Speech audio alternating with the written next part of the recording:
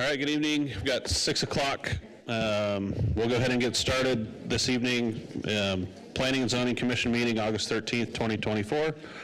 Welcome, everybody, and we will go ahead and get started with a roll call, please. Garner. Here. Miller. Daffer. Here. Turner. Here. Kehoe. Here. Morgan. Kirkman. Here. Selman. Here. Van Auker Jr. Here. 7 present, 2 absent. Thank you. Rodney, do we have a report on council actions? We don't. Okay, perfect. Not this time, sorry. We'll get it for you next time. That's okay. We'll move on to staff communications. I think Char would like to, the clerk would like to make an announcement, and then we've got Rodney's second quarter density report. Mr. Chair, Commission members, is this on? Char Tim, City Clerk.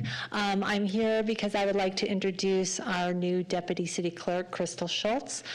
She has a significant amount of municipality experience, including being a Deputy City Clerk several years ago, and also for quite a few years was a Planning and Zoning Commission Clerk herself. I'd like to go ahead and have her speak a little bit about herself, but I do want to let you know that I will be training her for the next couple meetings, and then she will hopefully feel that she doesn't need me anymore in October. So, Do we get to ask her questions? Good evening. You can ask me anything you want. Awesome. It is my pleasure and honor to be working here, and especially as the new Deputy City Clerk. I retired from 18 years of municipal work, working in development services, engineering, and lastly as the Deputy City Clerk. And like Char said, I was experienced with the Planning Commission and taking care of that council, so those commissioners were my best friends, and so will you be eventually once I get my training wheels off, which won't be too long. Right. I came here 7 years ago with my husband of 26 years, and we love camping and the outdoors here, not so much with all the smoke lately, but we are enjoying life in Idaho. Great. Thank you. Well, Do you have welcome. any questions? No, just welcome. thank Look you. forward to working with you. Thank you. Thank you. And Rodney should watch Step, right? Yeah, definitely. All right, second quarter density report, Mr. Ashby.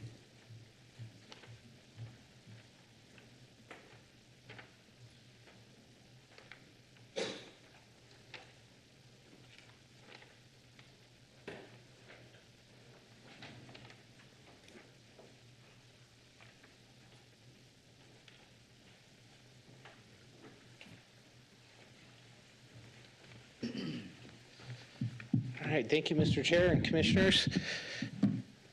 We only had 2 items this time. We didn't have final plats. In the last 12 months, we haven't had a single final plat. So that was, or excuse me, not final plat, short plat, but that is the only difference. Here we go. So here are the preliminary plats. You can see, again, they're to the north and to, kind of the south, southwest and even southeast. Preliminary plats to the south there and to the north. So I wanted to highlight a couple of things here. As you can see here, we had 602 multifamily units in the last year that were either approved or that are going through the process for approval. This doesn't include denials of final plats. So we had 602 multifamily units, and in 2023 we had 384. So this time last year was only 384. So a significant increase in multifamily units over last year's for preliminary plats. And then for single family units, we had 620 in 2023, and now we have 1,371. So significant increase in preliminary plats. That doesn't mean you're going to see those immediately. As you recall, those come to final plats where you're going to see those more rapidly. I did want to highlight this number at the bottom, 650. This is a master plan community that was proposed, and that one is going through the process. And I also wanted to highlight that it's important that we distinguish between the master plan communities and the preliminary plats, because a master plan community could have multiple preliminary plats, and even it could be approved without having a single preliminary plat at the same time. It's conceptual. It's kind of giving the giving the applicant the go-ahead from the City Planning and Zoning Commission and from the City Council that they would think highly of that and will look at this favorably in the future when preliminary plats come forward. So 650 units, but you can also see to the north there, or just not to the north, but 170 that's circled there. That's the number of units that were being proposed for the preliminary plat. So they'll have multiple preliminary plats and multiple final plats come through for the Adaris master plan community. Again, really large, multiple plats that get proposed. Any questions about that? I know that's a little bit unique. We haven't had this before. So, Well, 170 is part of that 650. 170 is part of the 650. Yep, that's a good way to put it. Okay, and here's final plats. And all over. Here's the northern final plats in the last 12 months. And the southern part of our community in the last 12 months.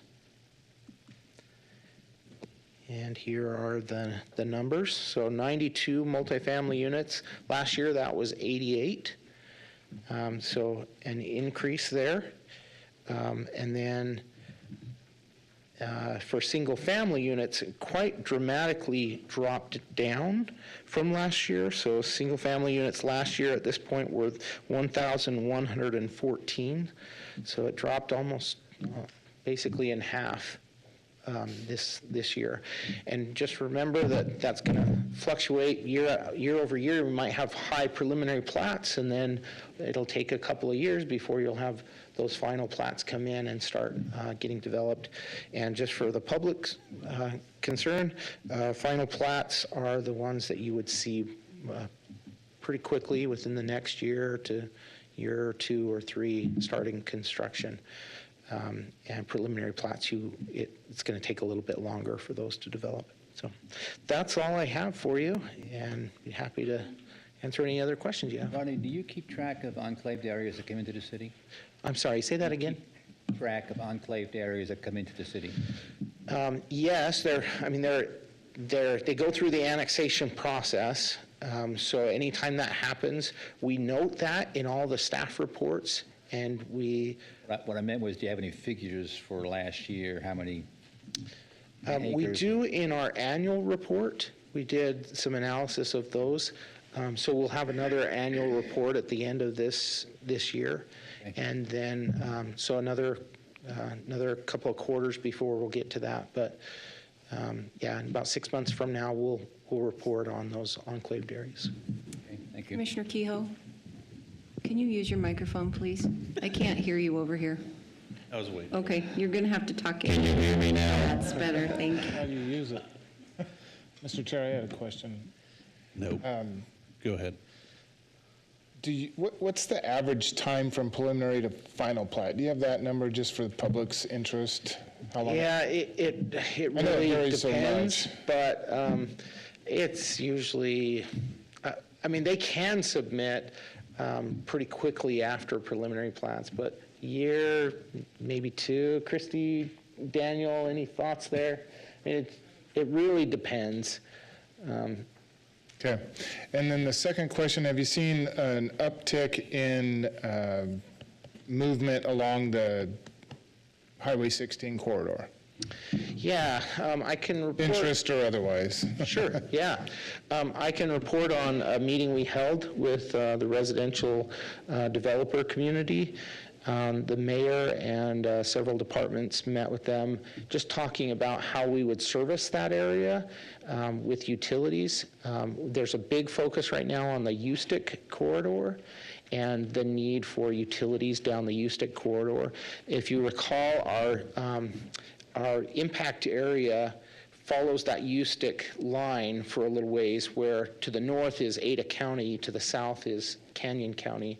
So we're coordinating with Meridian and Ada County on how we'll provide those utilities, but it kind of comes down to that 16 area, State Highway 16 area, needs utilities going down USTIC. There's been some progress for funding that right now. I think that goes to north side, is that right, Daniel?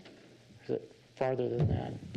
So currently, the sewer for that area sits just about a quarter mile west of Franklin on Ustick. And so we need to, the target that we're shooting for is to extend that to Canada.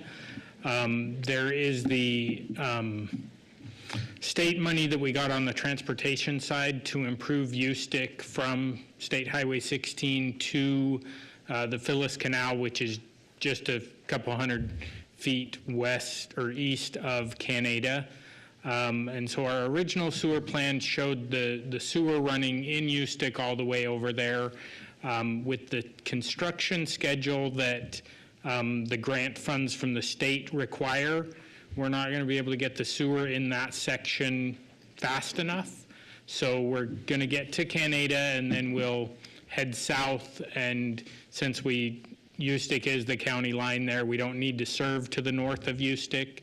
So we'll end up running the sewer in that section east of Canada, basically on the South 40 line of those first parcels along there, is the plan. And so, but right now we're working on getting funding put together to fund it all the way to Canada at least. And there has been quite a bit of interest in developing out in that area. The developers that we met with, there were multiple developers that are interested in developing that. And as you recall from our specific area plan, both the area to the north of Ustick, all the way up to the Boise River, and that State Highway 16 corridor, a majority of that area is already owned by builders and developers. And so that's a misconception that people have, that it's all farmers up there. It's actually very few, relatively very few farmers that are owning the land now. They've sold off to developers in that northern area. So yeah, there's a lot of interest, and this project that Public Works is working on to get utilities also is looking at providing utilities up to the north as well, near the Boise River, and what that would take to accomplish that. So, Are utilities ready to go? Are they closer to Highway 16 down in the southern stretch towards the freeway? Or is that kind of the same situation? Just wait till they build? So we in Franklin there at Highway 16, the city went ahead and we've installed the utility lines in Franklin all the way out to Highway 16 and to the far side. That's already complete. The roadway project, doing the widening to coordinate there, that was also part of that project. Okay. And so down there around the cheese factory and that those utilities are already there that will serve pretty much up to the railroad tracks there. Yeah. That's all. I could speak for hours on this, but. Thank you. All right, I would entertain a motion to adopt the consent agenda unless there is any discussion. So moved. Second. A motion by Kehoe and a second by Kirkman to adopt the consent agenda. All those in favor say aye. Aye. Aye. Any opposed? All right, motion carries. We'll go ahead and get started with the public hearing portion of the meeting. I'll just go over some of the process here. So we've got 5 items on the agenda this evening. The process will be, we'll go ahead and start with the applicant. The applicant will have 7 minutes to present their project, tell us about it, and then we will have staff go over the staff report that we've all received ahead of time and have read and studied. And then after staff's done, we'll go ahead and open public testimony for each item. And if you haven't signed up yet and you'd like to speak for, against, or undecided on the applications, go ahead and do so in the back. Once we get through all of the people on the sign-up sheet, we'll go ahead and take any further comments or things that are on your mind if you didn't already speak before. That would be your opportunity to come up and speak. After that, the applicant will come up, provide closing remarks. They'll have 5 minutes to do so, and then we will close the public hearing, discuss amongst ourselves, deliberate, and render a decision on each item. Oh, I did not say public testimony. Each of you will have 3 minutes to speak, and we'll have a timer up there so you can see when your time's getting low.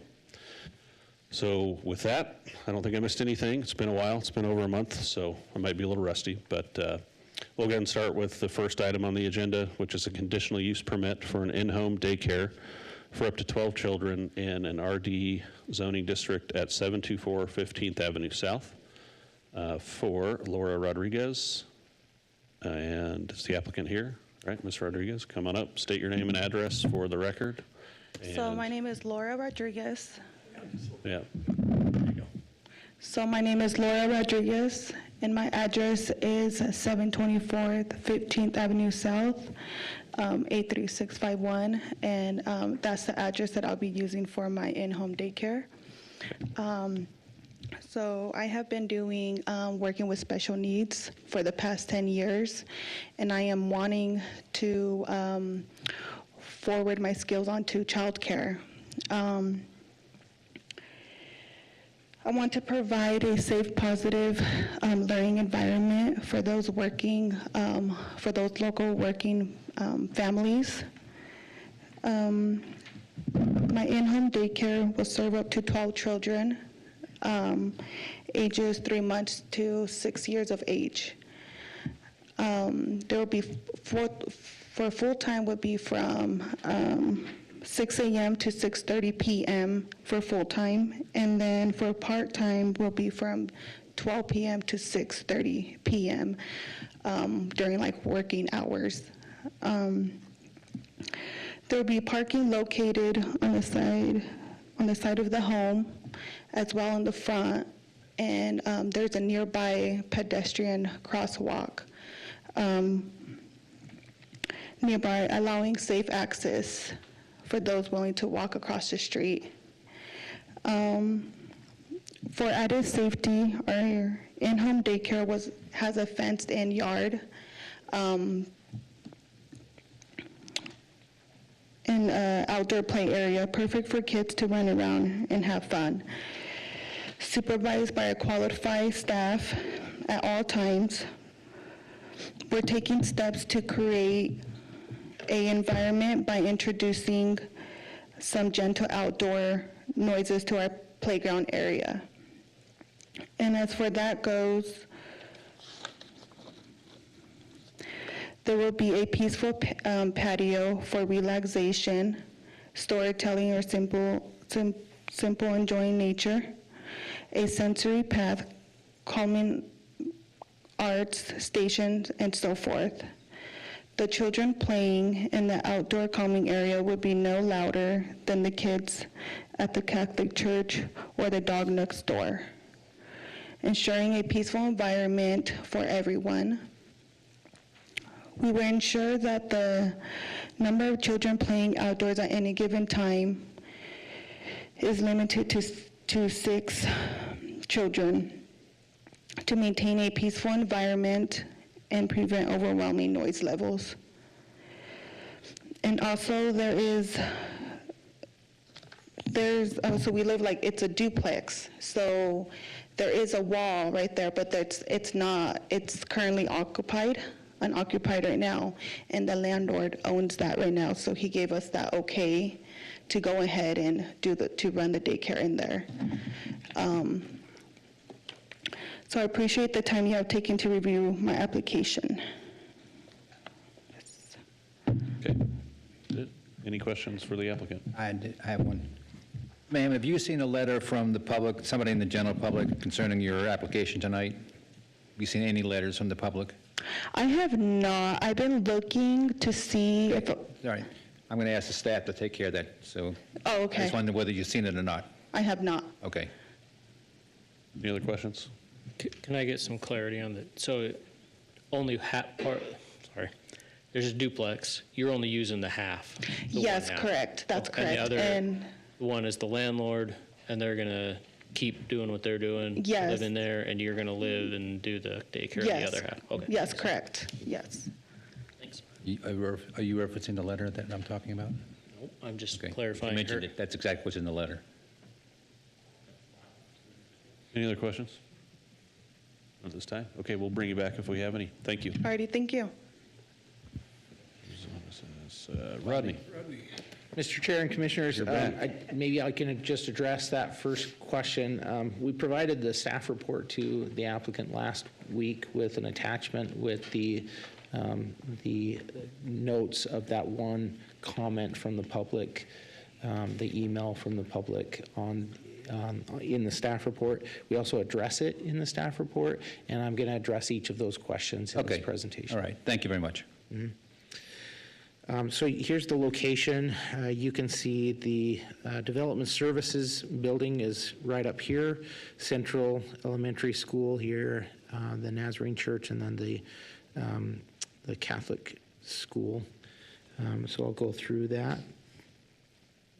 Maybe. There we go.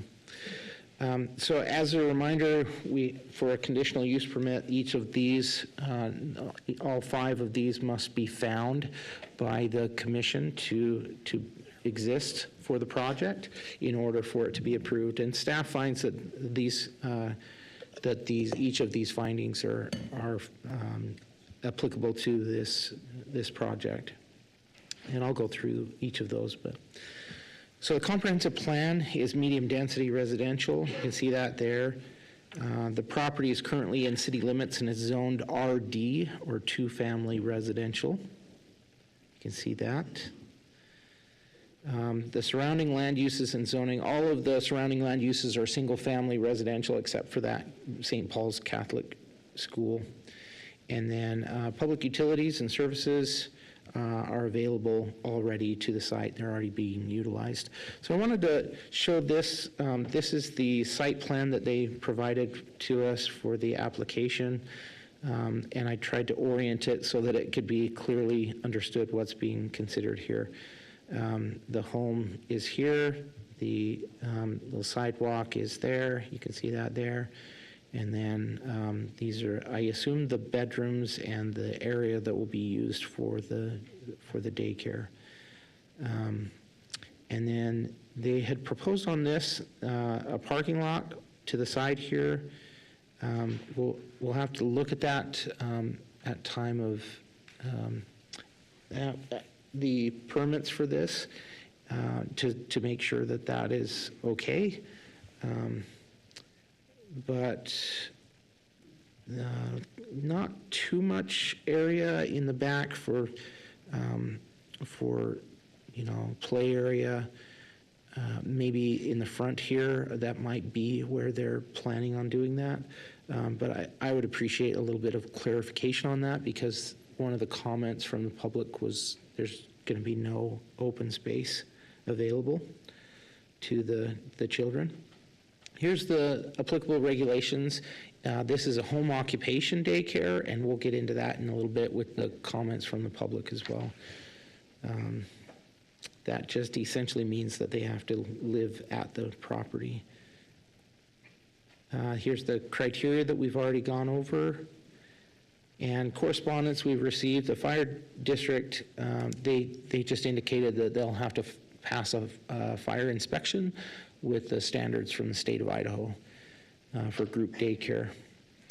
Nampa Engineering Division pointed out some facts about the location, and then that second bullet point and then the sub-bullet point just highlighted the number of trips we anticipate for this type of a facility. This is general. There's nothing in the trip generation manual, engineering trip generation manual, to determine what exactly would happen here, because it's not a commercial daycare, it's an in-home daycare, and so it's quite a bit different. So this is our best analysis of what is likely to occur. We did receive a late public comment, and it was just late by just a little bit, so it is in your packet. I just didn't get to analyze it in the staff report, so I've analyzed it here. And these were their concerns.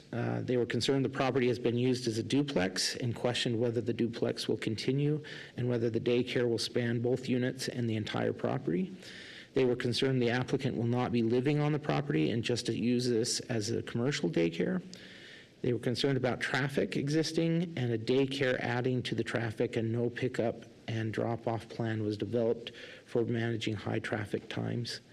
They were concerned about the parking lot and described, they were concerned about leaving no room for open space for the children. And then they were concerned about noise impact to the neighborhood.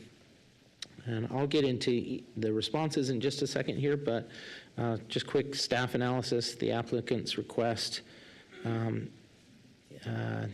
is a pretty standard request we receive.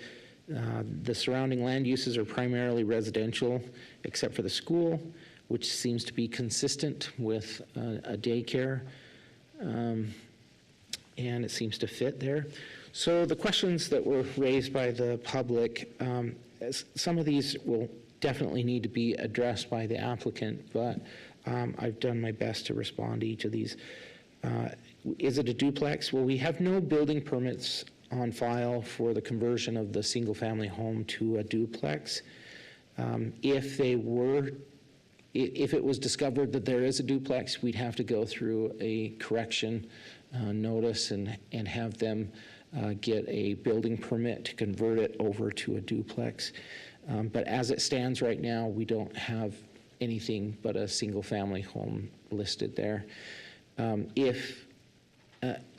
would encourage you to get an answer from the applicant about whether they plan on using the entire building. It appeared to me that that's what's happening here, that they're using the entire building, but I think we could get some clarification there. So commercial versus a home occupation daycare, they have applied for a home occupation daycare, which means they will have to live at this location.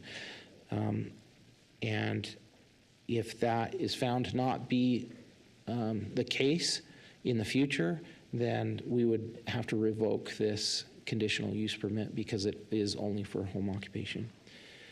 Traffic and drop-off and pickup plan. You've seen the trip generation, we believe, 6 to 10 trips during peak hours. But I just wanted to point out that if there's concerns about the pickup and drop-off plan and not having a plan there, how they will handle the traffic when people are dropping off kids or picking them up, you could condition that if you choose to approve this application. You could require that they provide that. We could continue this public hearing to another time if that's necessary for you to see that before you make a decision. That number of trips is not that significant, so I don't anticipate a major concern here, but that's a possibility. Parking lot versus the play area. Again, I've already pointed that out. It doesn't look like there's a lot of play area outside, but the applicant indicated in their presentation today that there's a nature viewing area and I think a pathway of some kind. So I'd appreciate maybe a little more clarity on that. But it's up to the commission here. There's no condition in city code that states they have to have an outdoor space for the children. So that is something that falls within your purview to decide tonight, and you could put conditions on there. The noise. This also requires a judgment call by the commission on whether the project complies with the criteria for a CUP, including whether it would cause excessive noise. That's one of the criteria you have to find. Again, up to 12 children, it can be, that can cause some noise. We've heard that before, but we also have the schools in the area that are already providing some of that noise already. So that's up to you to decide how to address that. So here's the proposed conditions of approval, pretty standard conditions. Our standard approach for daycares now is to only apply it to the applicant running the business and applying for it, because we have had concerns in the past about what if they sell this property to another person running a daycare, and there's concerns about the way they run that daycare and what they're willing to do. So we have been putting that as a condition for all of these daycares. So it would essentially, the conditional use permit would go away if they moved. Here's the proposed findings and the conclusions. And here are a couple motions for your consideration. I'd be happy to answer any questions. Any questions for staff? Okay, thank you. We'll go ahead and open the public testimony for this item. Madam Clerk, do we have a sign-up sheet? Mr. Chair, we do not have anyone that did an advance sign up for this item. Okay, is there anybody in the audience this evening or on the line? I think we only have, I don't know if we have anybody online that would like to speak for, against, or undecided on this application. Now is your time. Okay. Ms. Rodriguez, would you come back up? We need to ask you a few questions. So just to clarify, does she need to state your name and address for the record again? Or should we good? Good? Okay. Just to clarify, will you be using the entire building for the daycare operation? So the back of the house is going to be closed off pretty much. So no one won't be living there. So I'm going to be using the front part of the house. Okay, so on that plan on right this- there, or the aerial, well, we can't really point because Yeah. we don't have pointing capability. Back of the house, meaning what side of the house? So the back right there, yes, there. that little part of the house. Okay, Is, yeah, so no one will be living there or anything. We did get the approval from the landlord. He owns that part of the duplex also, and he won't be renting it out or anything like that. does he live there? Yes, but he says that he doesn't stay there or anything, is what he said. So it's just an empty room? Yeah, it's just an empty room. Is It's like a there little access? studio. Is there access from the house, inside the house? to No, that not inside room? the house, Okay, just the outside. okay. Does it have a basement? There is a basement, yes. That's the duplex, is the basement's one unit and the upstairs is the other unit, correct? Like It's just a one-story, but the basement is inside. Yes. it's got a yeah. basement. And is there a kitchen and There's a anything kitchen, downstairs? there's a, no, it's just like for storage. I think some of us are struggling with where the duplex portion comes in, because if you just take out that little room, that's not big enough. No, it's not, it's really not a duplex, So it's because not a it's duplex, just, it's literally just like a room. Okay, so it's not a It's- duplex, it's just a Yes, house with a yes. storage room, basically, that you don't have access to? Yes, correct. Mm-hmm. Okay. Thanks. Sorry. It's okay. So you're going to operate the daycare, correct? Yes, correct. So do you live at the property? Yes. Okay. And then the parking lot question, where is that going to be? And then I would like to get kind of a plan on how drop-off and pickup is going to go. So where For the you're business. pointing at right now, they had took that grassy area out, Okay. and they put gravel in that area. And so there's two entryways to get into the house. The back and the front, it's gated. So the front is the entryway, and then the back is the exit, if that makes sense. And so that would be like the drop-off and the pickup. And then I'm also going to be doing, so not everyone's like coming all at once. I'm also going to do part-time from like 12 p.m. to 6:30 p.m. So not everyone is going to be, showing up at the same time. Can you pull up the 3D view that's in our packet? Please.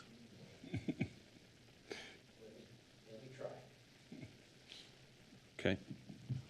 We just got a big upgrade. We can do it.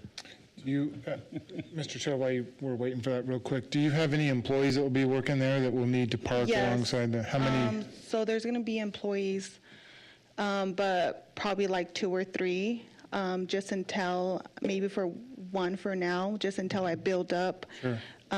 my kids and stuff. So those cars will be parked there in that area or out on the street, like the street So parking? there is a parking across the street, which they gave us the okay that they could park there while they're at work, but, outside of working hours and stuff, they do gotta leave.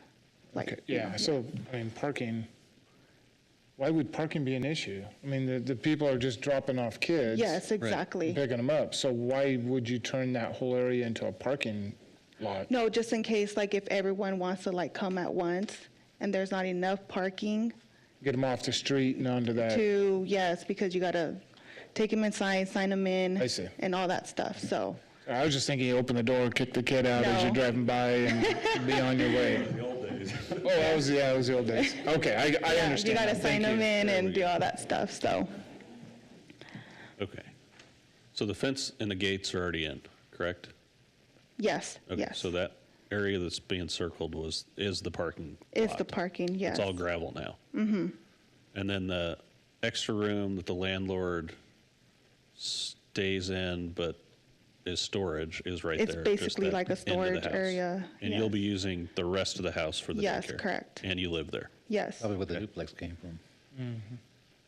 Right.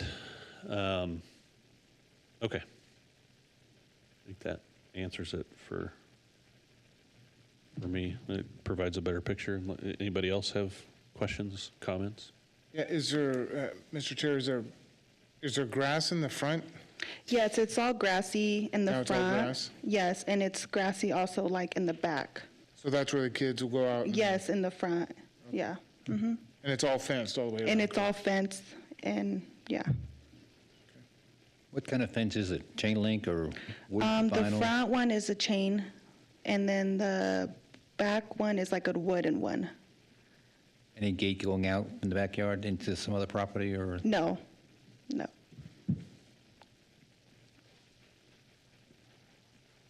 Okay. Anybody else? Questions? Thank you. All right, thank you. Yep. Entertain a motion to close the public hearing.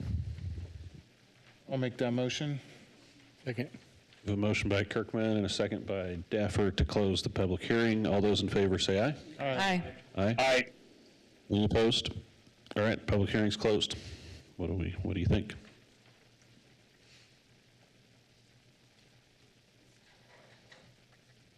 I think this is certainly needed, especially since there's rumor that there will be no school on Fridays this year. Might be even more of a need for something like this. So I'm 100% for it. I don't think there's going to be issues with noise complaints. I think what she explained to us as far as the parking and understand that a little bit more, and that duplex, that makes sense to me, of why they even maybe called it a duplex, but it's not. But yeah, I mean, there's kids all around that area. You got Central, you got St. Paul, you got the Nazarene there, so I think it's good. I'm all for it. Can I ask a question of Rodney? I was just going to ask one, too, but go ahead. How do you feel now about the issue of being a duplex? Just let it go? Yeah, so a duplex for us, the technical way we interpret that is that it has a couple of different addresses, has different utilities. It's separated by a wall and not having connection through. You can, sometimes people add on to their home, like in this situation, and it's just a part of the home. Yeah. Whether somebody else has a right to that, that was a little confusing to me. It sounded like somebody else had the ability to use that wasn't theirs, but that's up to them and their relationship with whoever owns that, or I shouldn't say who owns it, because it's all one property, it's all owned by one person. So I don't think this is really a duplex. No. Yeah, it didn't sound like it at all, really. I think the term was just being used by the applicant, not really understanding the technical, what Yeah. technically a duplex might be. But Correct. because there was another person living in some part of the house, I could understand. Yeah. That was my concern, is that, this, was it going to still be in limbo as to whether it was a duplex or not? So you're just saying, no, it's not. Not that I can find. Yeah, there's no I agree no with you. I mean, I'm permits. not disagreeing. I agree 100%. Yeah. That was my question. Well, fine.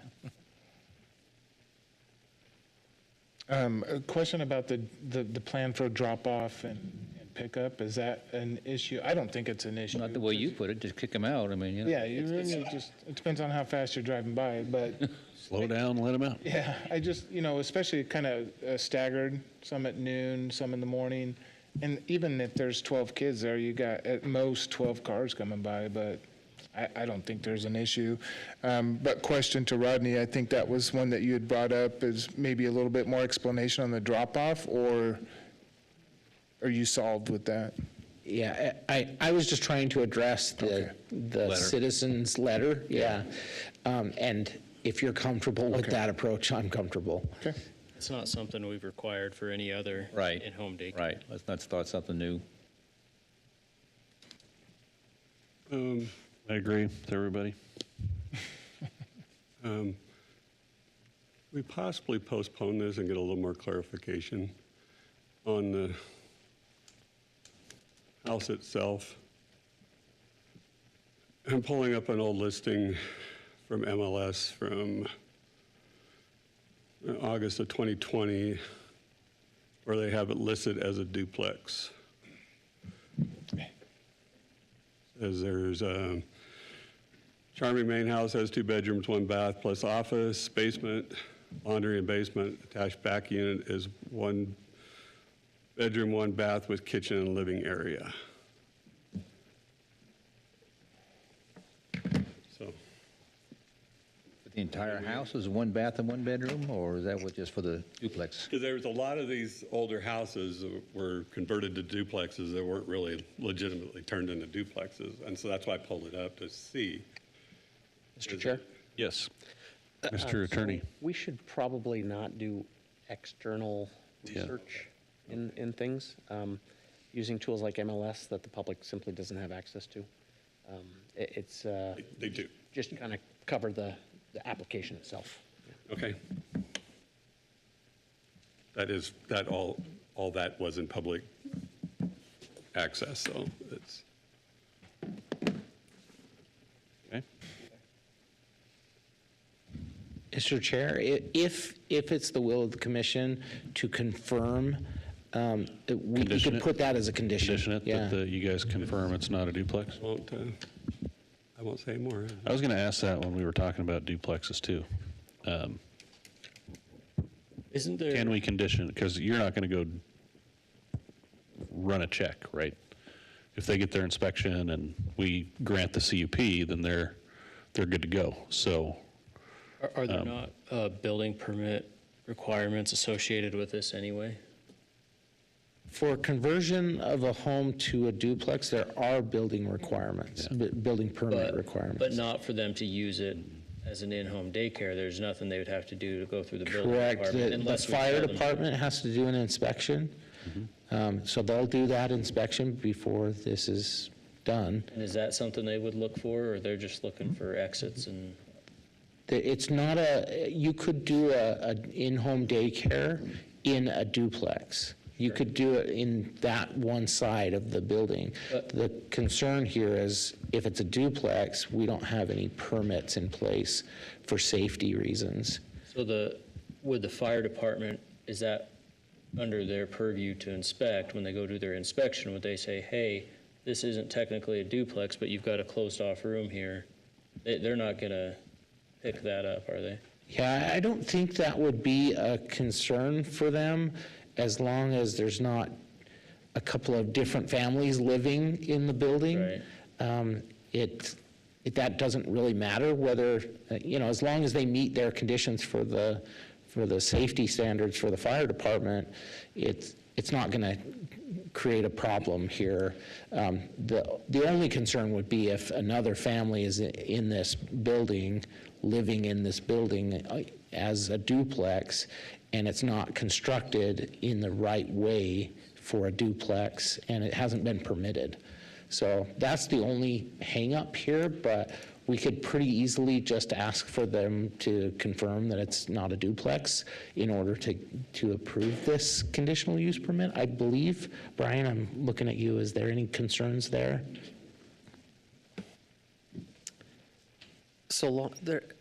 Conditional use permits, as you know, are just that, conditional. You can essentially require anything that isn't illegal under the law and isn't discriminatory. If you believe in your judgment that this should be clarified, then you can put a condition on that for the approval. Did that answer your question, Rodney? Yeah, I think so. I think you just confirmed. Yeah.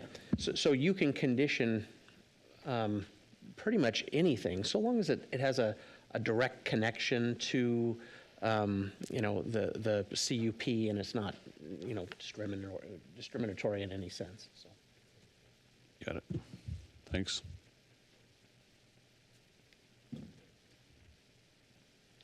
Tom, is there a way we could condition this to resolve your concerns, or what do you think? Well, I'm just concerned that the basement area is a separate living quarters, and if it hasn't been done properly and with permits and been, like a lot of them were, they just put an extra door in so that the downstairs was accessed and couldn't access the main house.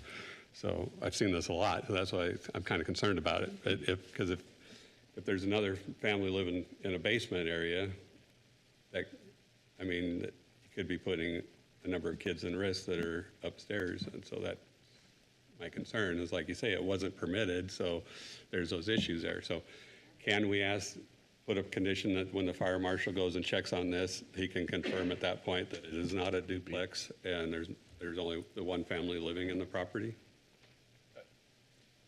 Mr. Chair, I think if we condition that, which I think is a good idea to add that condition, but we condition that the applicant verifies with the planning and zoning department that that's the case, rather than the fire marshal.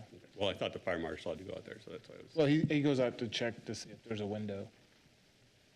I would agree with that. I think that the fire department is going to look at it for their specific reasons, and we'll just work with the applicant to confirm that the land use is appropriate. Okay, there it is right there. There's the condition. So, Mr. Chair, if there's nothing else, I'll make a motion on this.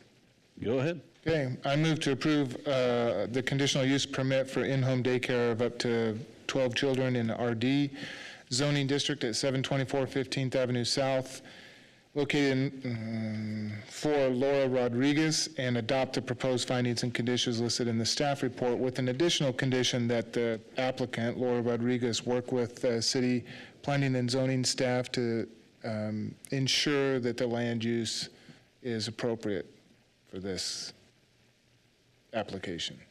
And that the building And comply with all zoning and yeah. building requirements. And that the building comply with all zoning and building requirements. I'll second that.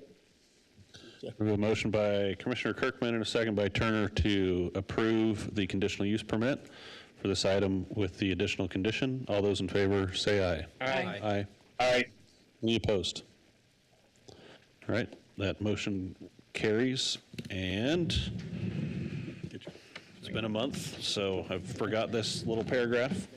So this CUP will become effective 15 calendar days from the date of this hearing unless an appeal has been filed with the Planning and Zoning Department with the appropriate fee. No action should be taken on the CUP until the appeal period has concluded, and the applicant must confirm with the Planning and Zoning staff there have been no appeals. All right, thank you. Next item on the agenda is a conditional use permit for a commercial children's camp / daycare in an RA zoning district at 8250 Cherry Lane, a 2.32 acre parcel for Jan Gibson for a small business providing children's summer camps, birthday parties, and photo opportunities with miniature horses. The applicant, hello. How are you? Mr. Chair, Commissioners, my name is Jan Gibson. I live at 8250 Cherry Lane, Nampa, Idaho. May I continue? Yep. 7 minutes. All right. Thank First, you. I wanted, before we got started, to say that this is a new process for us. And having worked with your staff, we had a delightful time. They made everything easy and were very, very responsive. I specifically want to mention Christy Watkins, who was just absolutely gracious during the whole process. And you don't know what you don't know, and she was most helpful. The other one I'd like to mention specifically was Janet Waybright, who met us each time at the front desk with a smile and was a delight to be around. I'm sure there's lots of others that were on the back end of this process to make it happen. And to all of them, I say thank you. With that said, I'd like to get started on our little slideshow, if you don't mind.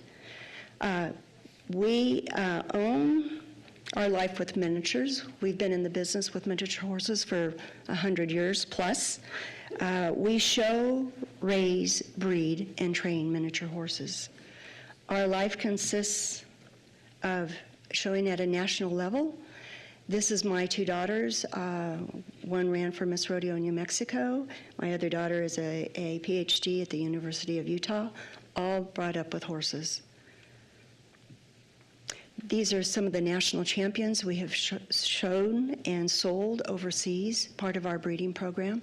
We have the experience in handling miniature horses. This is my 5-year-old granddaughter who decided she wanted to be a cupcake at a show in Logan, Utah last month, I'm sorry. So she was a cupcake and her horse was an Easy Bake Oven. This is the second slide of her out practicing with her miniature horse. He is 32 inches tall. Other two grandchildren with their miniature horses, my grandson who is 8, my other granddaughter who is here and she is 12. This is part of what they have done with their horses.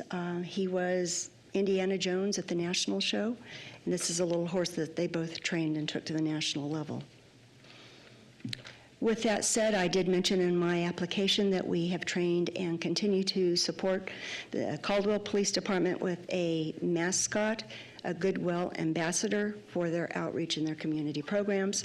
This is the little horse that he stays with us and we train.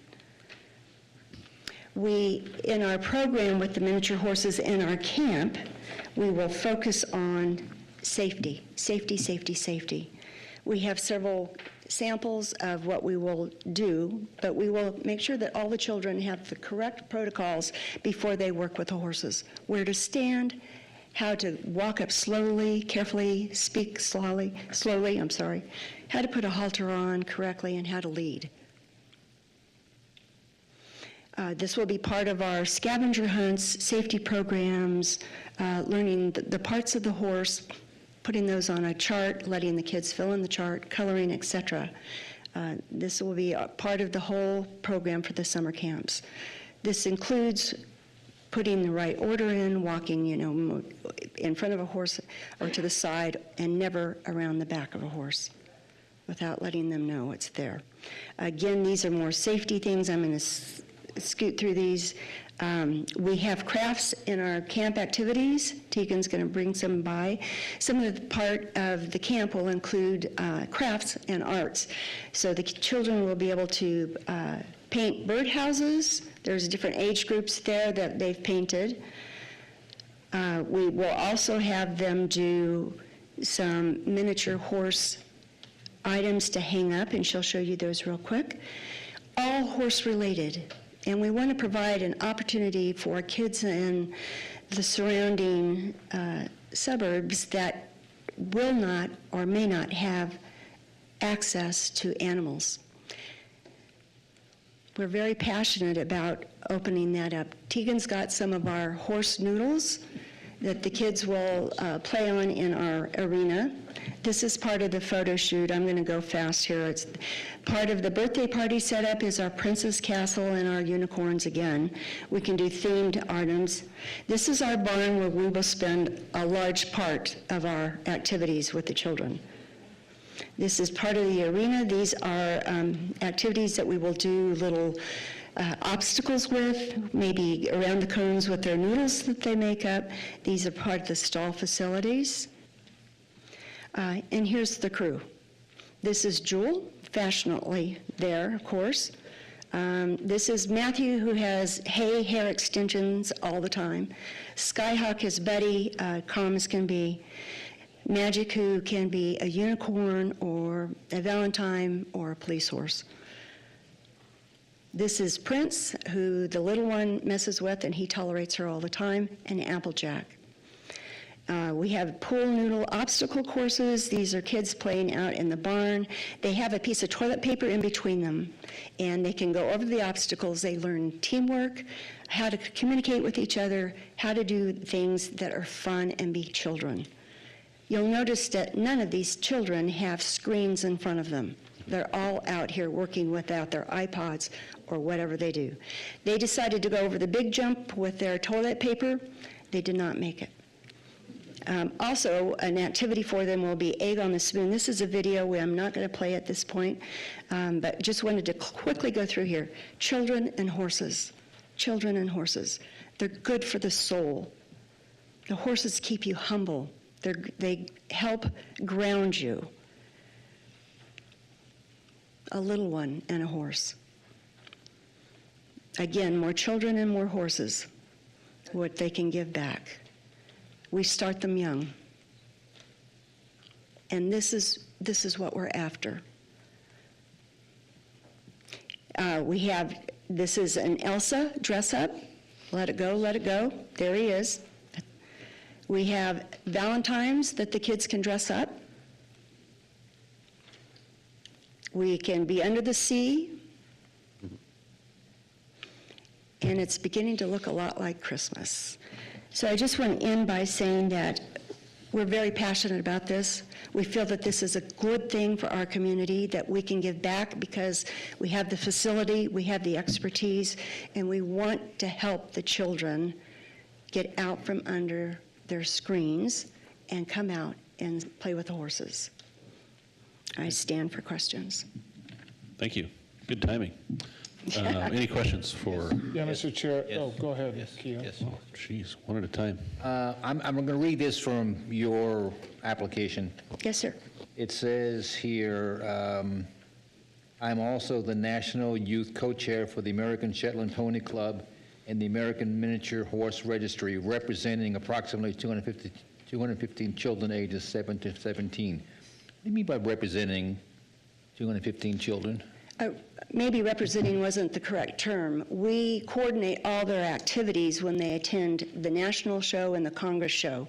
So horse judging, horse bowl, hippology, all of those items of education, myself and my co-chair put those events together for the children while they're there. There are team awards that are given out, and those educational pieces count towards their team awards. Okay, so you have 250 children in your program, is that what you're saying there? Yes, sir. Okay. And also, in the next paragraph, you said, our indoor-outdoor barn arena houses our little herd of champion horses. How many horses in your herd? Currently, we have 15. 15. Okay. Yes, sir. We do have several that will be leaving that were mares. They're being bred to our stallion. Okay, and then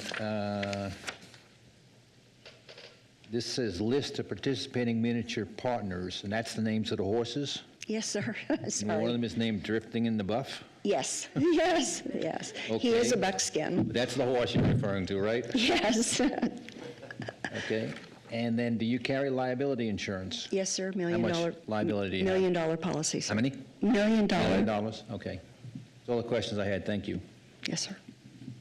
Mr. Chair, just clarification. So one, I am feel even more guilty that I didn't get a horse for one of my daughters when she asked for it. Me too, man. Second, the 250 or 215 kids, that's not here at this No, location. no, that's national, nationwide. yeah. Yes. So how many, is it just your grandkids and that are a part of this right now? Yes, sir. We didn't know how this might turn out. We have had several groups come over on their youth evenings to play with the horses, and those groups have been 45 to 50, and the children and the horses, we've done activities. That's and- kind of what piqued your interest and moved you to this? Yes, Maybe we can make a because it business may- out of it or provide a service to the community And provide the because of... service, yes, Okay, sir. I get it now. Thank you for that clarification. Yes, sir. Any other questions? Thank you very much. I have one comment to make, though, if I may. If we approve this application tonight, it is not an endorsement of your business. Do you understand that? Yes, sir. Okay. Jeez. Well, that's pretty harsh. Just don't want to see we were, Okay, You know, thank you very much. No, sir. Yep. Who's on this guy? Christie. Oh, yeah, Christie. Thank you, Mr. Chairman and Commissioners. My name is Christy Watkins. I'm the Principal Planner for the City of Nampa. This request tonight is obviously for a conditional use permit for a commercial children's day camp. This is the applicant's request and the different services that she's proposing to provide. The property is located in a medium-density residential designation. It is zoned RA, which is suburban residential. It is surrounded on the north, south, and west sides by RS6 single-family residential subdivisions that are already developed out, and on the east by Canyon County large single-family residential lots. The schedule of uses says that a daycare or day nursery commercial does require a conditional use permit in the RA zone. Parking for this service, parents may drop off and pick up, with the owner being the staff for this facility. Other services provided may utilize the area behind the house near the stable for parking, so there won't be any disruption to the neighbors. Paved and striped ADA parking might be required with any determined change to a Group E, but when I talked to the building department, they determined that it would not be a change to Group E at the number that was requested. It will provide a creative and educational service to the community. The subject property is located adjacent to other residential parcels. It will not be changing its appearance or add animals beyond that which are allowed by city code already. The applicant has shown to be in compliance with city code in regards to the number of animals that are allowed there. These are the applicable regulations for conditional use permit. As Rodney stated earlier, these are the 5 criteria that you will need to find this project meets for your approval. Correspondence that was received was public input, one form of public input that was supportive of the facility, and then from the building department outlining the number of students or children that could be there at the location before it would kick into that Group E and cause a commercial situation. We are assured that as long as it stays under 12, that would not be the case. If the Planning and Zoning Commission approves this conditional use permit, these are the conditions that we recommend. The findings for approval, it does meet the comprehensive plan. The design and construction, operation, and maintenance will not adversely impact the intended character of the vicinity. The proposed use will be served adequately by public facilities and services as it already is. The proposed use will not be detrimental to the economic welfare of the community, and the proposed use will not involve activities, processes, materials, et cetera, that would be a nuisance to the area. These are your potential motions, and I will stand for any questions. Any questions for Christy? Mr. Chair, yeah. Can I clarify that number 12 means they could have up to 12 people at their day camp thing, whatever they're doing before it, well, to keep it as a residential type, right? Is that what you're saying? That's correct. If they So- go over 12 in a group for that day camp situation, then it would kick it into a commercial daycare, and then the building department might have some additional requirements. So they can clarify this when they come back up, but it sounds like they won't even be in the house and stuff like they would, like the daycare we just saw, or most of the daycares we see, we tell them which part of the house they're going to be in, how much percentage of the floor area, all that stuff. None of that seems to apply here. I mean, we're not going to say, what percentage of the barn are you using, because it's going to be all of it. So Correct. it's kind of a special thing where it's more of an outdoor daycare thing. And as they've already said, they have groups of up to 45 maybe. That seems to be non-commercial, non-business. Does that matter? Like, I don't know, Commissioner I Morgan? wonder if we're limiting them. Well, so this is not an in-home occupation. So there's a difference Okay. between a home occupation and a commercial use. Okay. So this is actually a commercial daycare. If they stay at the 12, then it doesn't kick in commercial building codes. Like ADA parking and things like that. Correct. Yep. Okay, so if they have 12 people, you know, at their business, what's now a business, then they're going to have to upgrade their home to be IBC compliant? They would have to add a bathroom to the shop, and they'd have to have paved ADA parking. Oh, they could make all the improvements to the barn. the and shop. Not touch the house? Yes, that's Okay, correct. yeah, Because it's not an in-home, it's not in home. That's correct. it's a commercial. The barn is the business. Okay, so as long as they have all their ADA, all their amenities in the barn, they would be good, if they wanted to go more than 12. If they wanted to go that direction, that's So now, correct. if they wanted to do, say, another volunteer thing, where they have more than 12 come, are they even allowed to do that anymore? Or is it now just a commercial use? If they're operating it as the day camp, where the kids are being dropped off and they are responsible for their care, it would be the 12. Got it. If it is a group, an external group, like a 4-H club or something like that, that wanted to come and tour the facility on one evening during the week, Sure. we're not going to regulate That's that. not a business use, so they're Correct. just, okay. That makes sense. Thank you. Yep.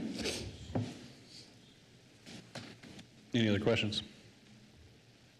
All right, we'll go ahead and open public testimony for this item. Is there a sign-up sheet, Madam Clerk? Mr. Chair, we do have one person that did an advance sign-up, and that is Robert Streeter.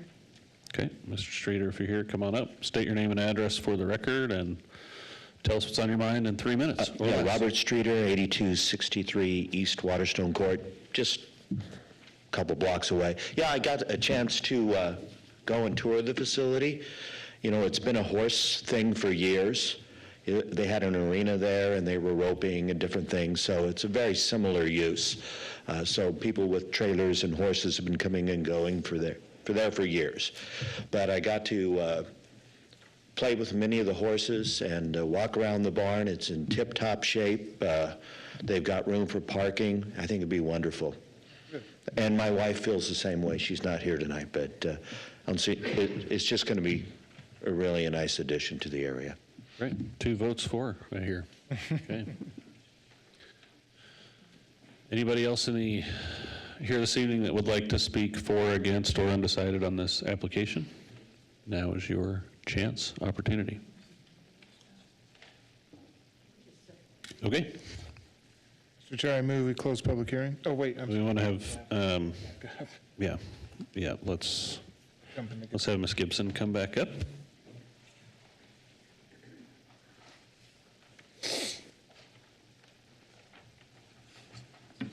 All right.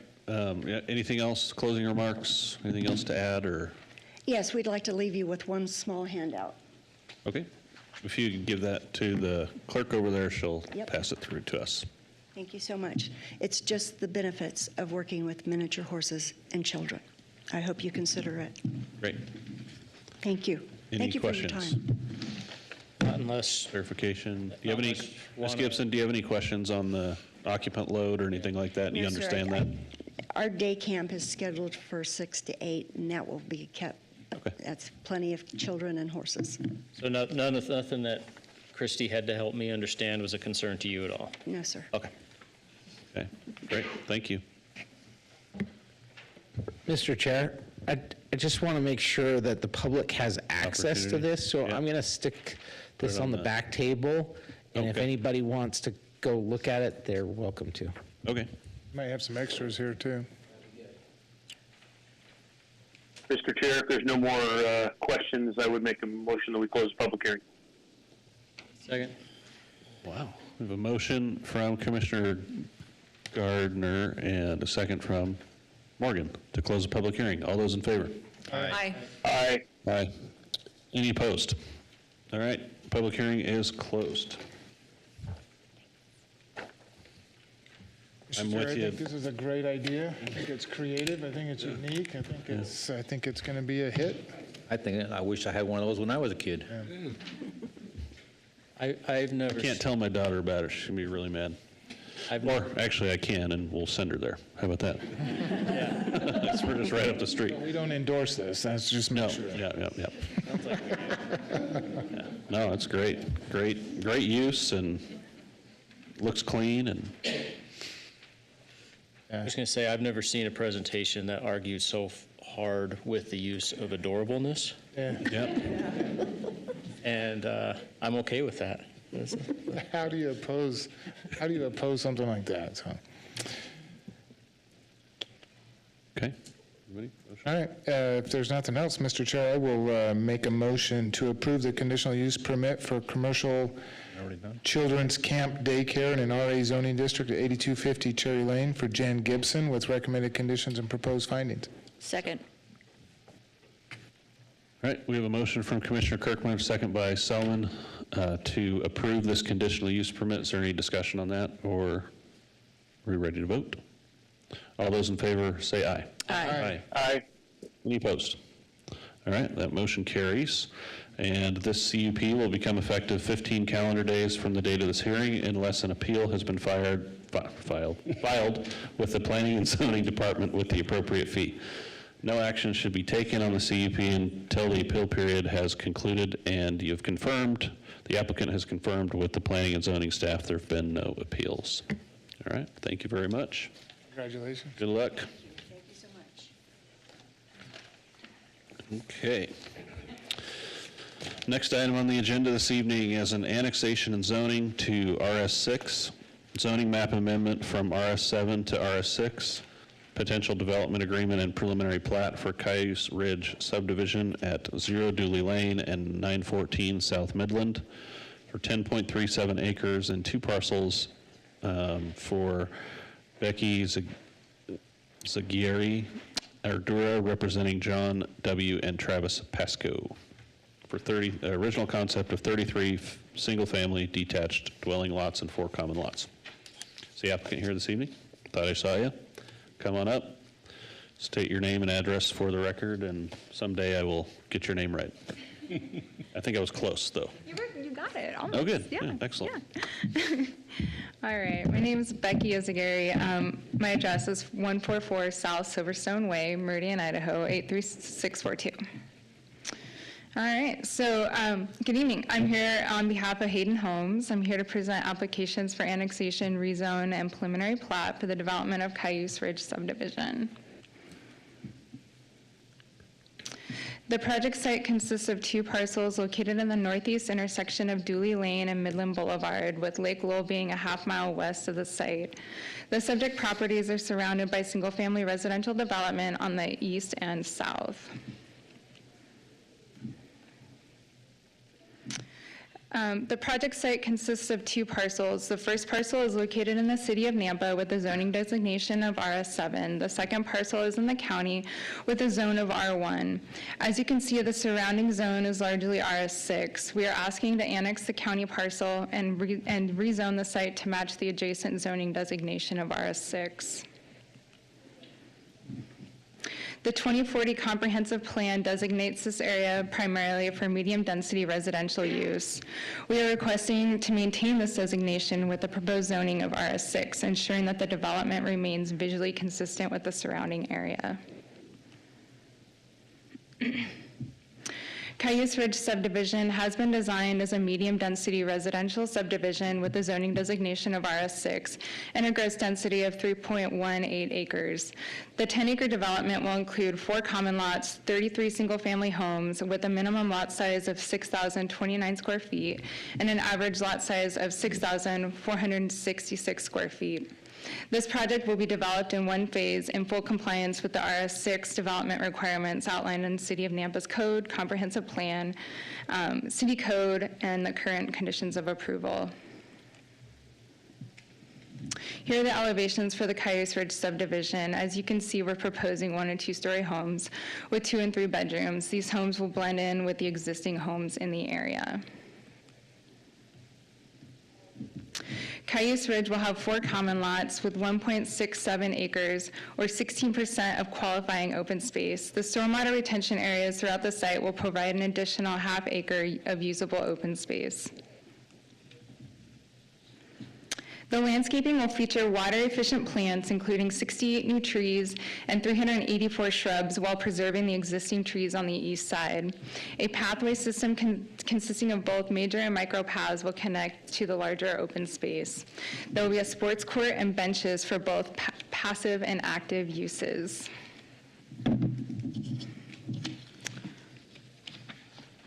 The development proposes 3 different fencing types. The perimeter fencing will consist of a tan 6-foot vinyl T&G fence. We will then have a 4-foot fence with a 2-foot rails for homes that are adjacent to the open space. Then we'll have a 4-foot iron view fence on the southeast corner of Dooley Lane. This development will construct 5 new local roads with ingress-egress on Dooley Lane and a secondary emergency access off Midland Boulevard. All newly built local streets will include a curb, gutter, and a 4-foot detached sidewalk with a 6-foot landscape buffer between the sidewalk and back of curb. Midland Boulevard will have a 50-foot right-of-way dedication to include a 10-foot detached asphalt path with an 8-foot landscape buffer between the back of curb and pathway. Dooley Lane will have a 40-foot right-of-way dedication to include a 10-foot detached asphalt path with an 8-foot landscape buffer between back of curb and the pathway. The emergency all-weather access road will be 20 feet wide with a 6-inch vertical curb. This emergency access will have bollards on either ends, preventing the public access. All roadways will be built to the standards set forth by the City of Nampa and the Caldwell Fire Department. This development will connect to a 12-inch water main on Midland Boulevard, an existing sewer manhole approximately 800 feet north on Midland Boulevard, and an 8-inch pressurized irrigation main on Dooley Lane. There will be a stormwater retention pond with grass at the bottom on the northeast corner, along with 2 seepage beds in the common area adjacent to Dooley Lane and 1 adjacent Midland Boulevard. As you can see, we've been thoughtful with the design and have made it a point to work with staff and the neighbors to develop a project that would work for the city and the community. We thank you so much for your time, and we hope we can make this project a part of the Nampa community. Thank you. Any questions for the applicant at this time? Just quick, so this property actually sits lower than those houses on South Skyview, correct? If I'm remembering where this is at. I believe so. I have the engineer here, so he can kind of clarify that. I think it does. I just want to make sure, but I think it does sit lower than those houses that back up to the property on South Skyview. Mm-hmm. Okay, that's all. Any other questions? All right, thank you. Thank you. Christy, staff report. All right, thank you, Mr. Chairman and Commissioners. Christy Watkins, planner for the City of Nampa. As requested, this will be an annexation and zoning to RS6 and also a rezone from RS7 to RS6 and replace the Cayuse Meadows preliminary plat with the Cayuse Ridge preliminary plat that would now include that other portion. So the surrounding zoning on the north is enclaved, and it is in Canyon County with large residential parcels. To the south and the east is RS6 in already developed subdivisions, and to the west is Canyon County it's a gravel pit.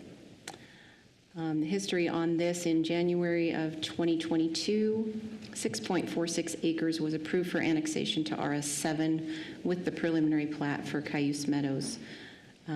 It does have city sewer, water, and pressurized irrigation systems available to it with capacity to serve.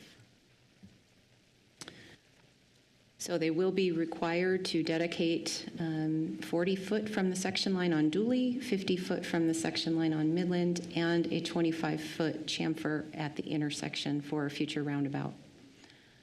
Frontage improvements on Dooley will be full improvements.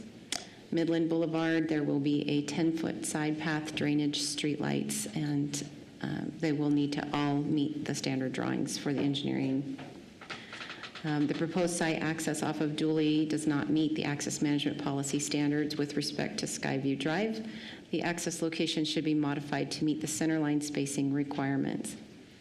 Traffic impact study is not warranted for this project because of the number of lots that are in there.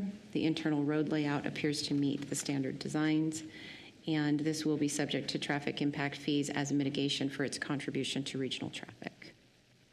We did receive correspondence from the Boise Project Board of Controls. They do want to see any of the plans that might concern any of the irrigation ditches that they are responsible for. Correspondence from the building department, code compliance, engineering. The forester had some comments on the landscape plan. The Nampa Fire Department and the police department both commented on this project as well. This is in a medium density residential zone or designation on the future land use map.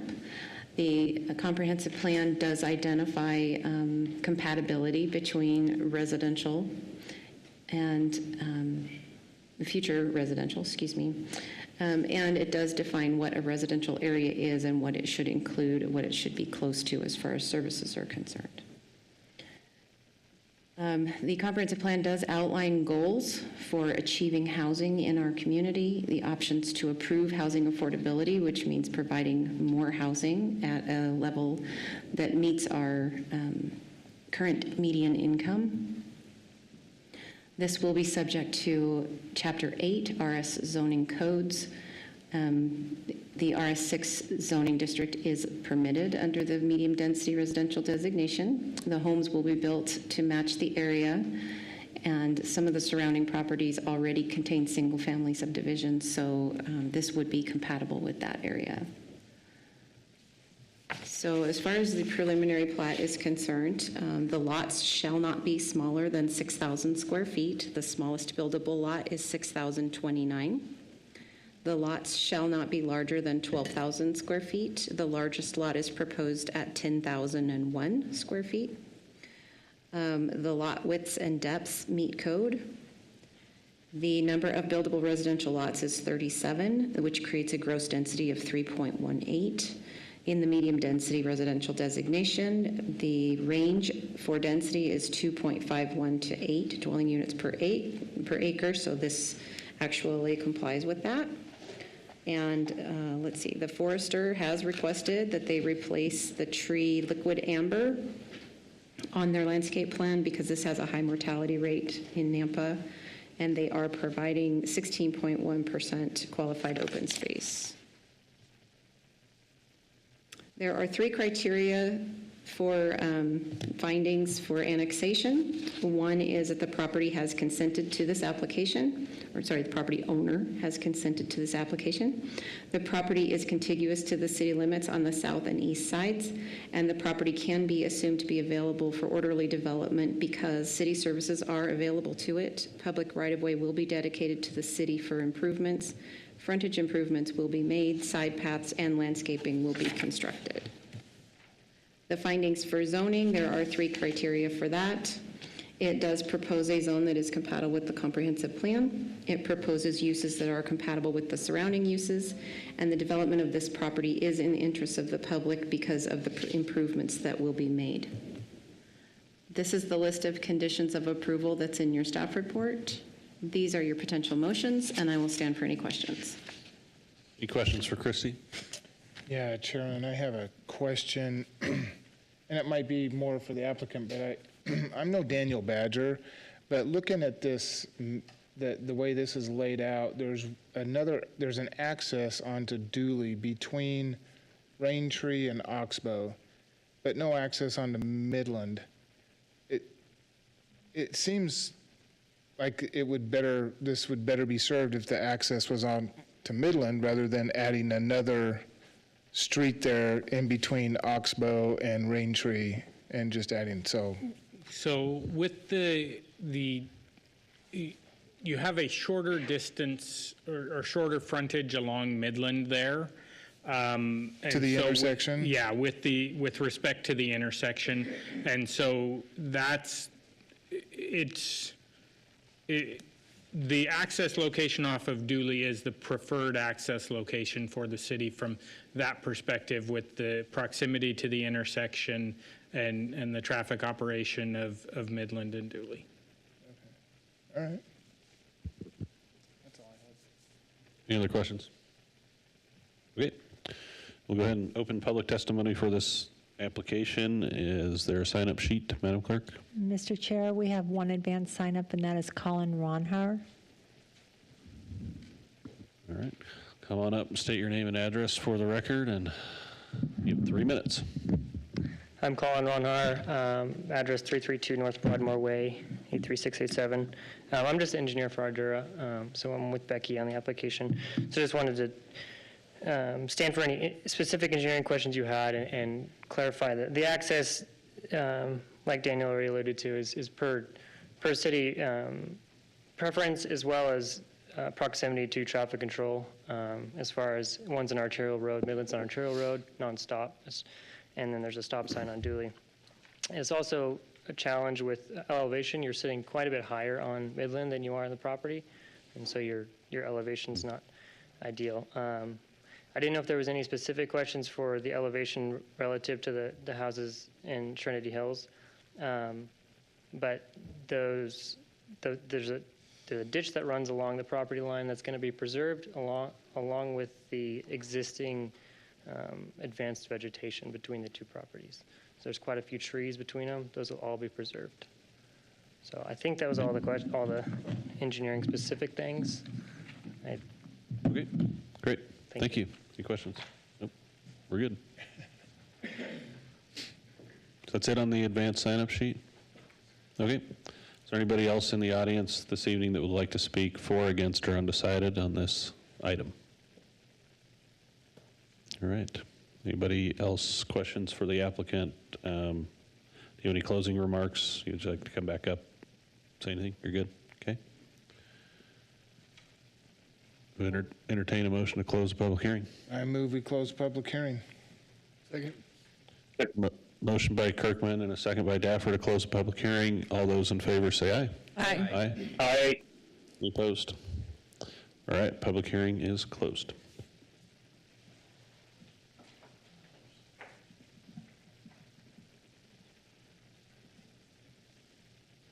So just to make sure I understand, Christy, they're going to have to rework this plan to align their entrance with one of the existing ones, right? So it will not have to align with one of those existing.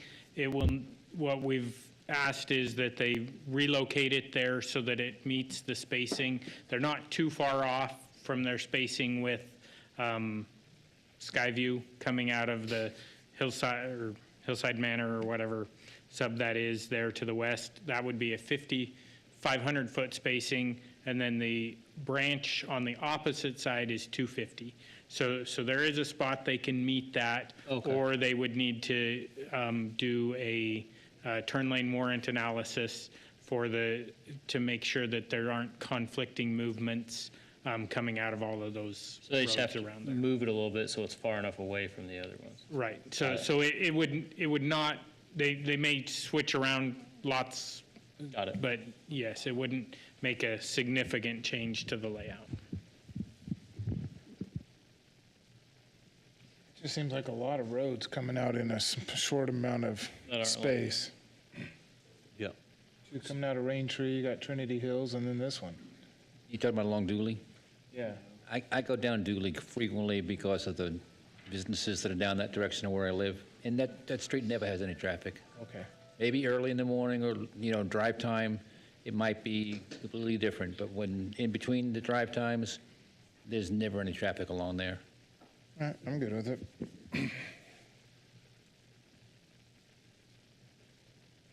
It's a good plan for that site. It's a tough Yeah, site. I think so too. It is, that elevation is a little challenging. Unless you've been out there, the elevation is hard to realize or figure, but it's difficult sometimes. All right. Chairman, to move this along, if no one else has any comments or questions, I'll make another motion to recommend approval of the annexation and zoning to RS6, zoning map amendment from RS7 to RS6, and a preliminary plat for Cayuse Ridge subdivision at 0 Dooley Lane and 914 South Midland Boulevard for Becky Izaguirre and Adura representing John W. and Travis Pasco, with all conditions listed in the staff report, and adopt the proposed findings of approval as stated in the staff report. Second. Second. A motion by Commissioner Kirkman and a second by Morgan to recommend approval of the annexation or of these items. All those in favor say aye. Aye. Aye. Aye. Any opposed? All right, that motion carries. That'll move on to City Council, and thank you for your time. Mr. Chair, I need a Yes. 5-minute recess. Okay. What do we got? It's I second that. 7:31. Take a 5-minute recess to 7:36. We'll be back in 5 minutes.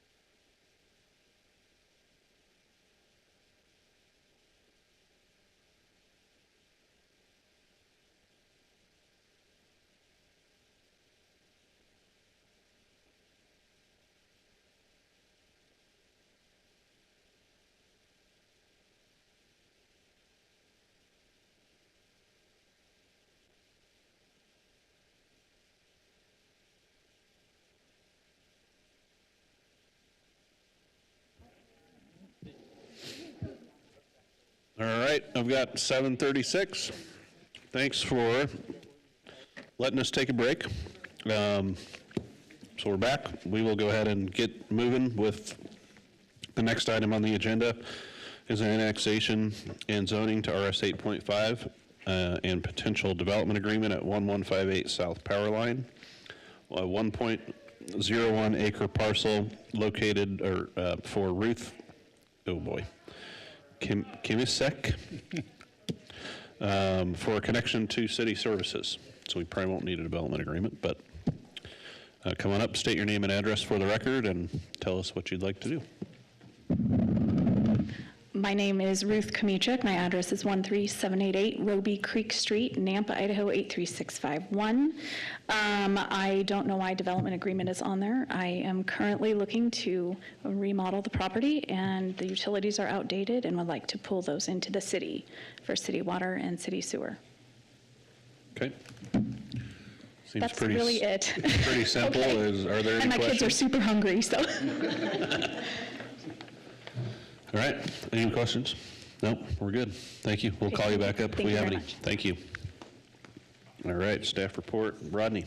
Yeah, Mr. Chair and Commissioners, maybe I can just address that first question she had about the development agreement. That's a standard thing we add on to there in case there's anything that the commission or the city council wants to add on there. In this case, I don't see any need for that, but that's up to you to decide. Pretty standard language for us. Okay, so here's the property. You can see it off of Power Line Road here.